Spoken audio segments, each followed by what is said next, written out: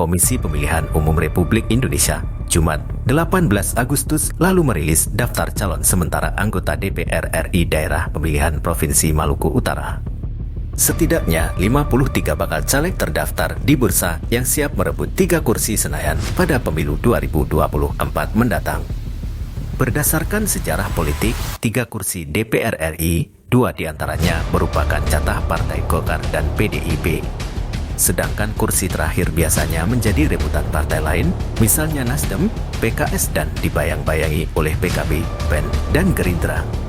Seperti yang terlihat pada hasil perolehan suara partai politik anggota DPR RI Dapil Maluku Utara tahun 2019. Peraih suara terbanyak pertama adalah PDIP dengan total 111.296 suara, disusul Partai Golkar 93.484 dan Nasdem 62.589 suara. Perolehan suara partai pada pemilihan umum tentunya tidak lepas dari kapasitas caleg yang diusung oleh partai itu sendiri.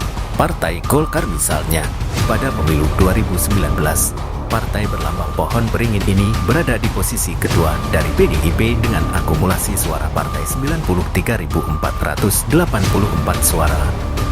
Perolehan suara partai ini didapat dari suara calon anggota DPR RI, yakni Alian Mus 45.056 suara, Saiful Bahri Rurai 36.417 suara, dan Hasanuddin Mohdar 12.011 suara.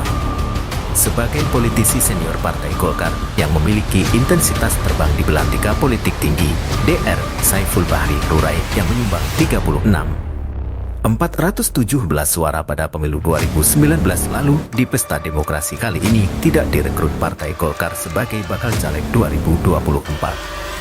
Hal ini terungkap setelah KPU RI menetapkan DCS anggota DPR RI Dapil Malut 2024 baru-baru ini. Dekan Sosial dan Politik Universitas Muhammadiyah Maluku Utara, DR, Aji Deni MC mengatakan, jika mantan Ketua DPRD Provinsi Maluku Utara itu tidak diakomodir sebagai caleg, Partai Besutan Airlangga Hartarto dipastikan kehilangan kursi di Senayan.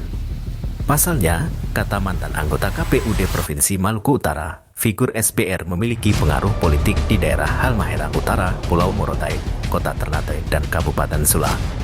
Selain itu, Maluku Utara butuh figur cerdas yang mempunyai wawasan luas dan intelektual yang mumpuni untuk mengurai berbagai problema, seperti tingginya angka kemiskinan, soal SDM, dan pengelolaan pemerintahan yang belum terarah.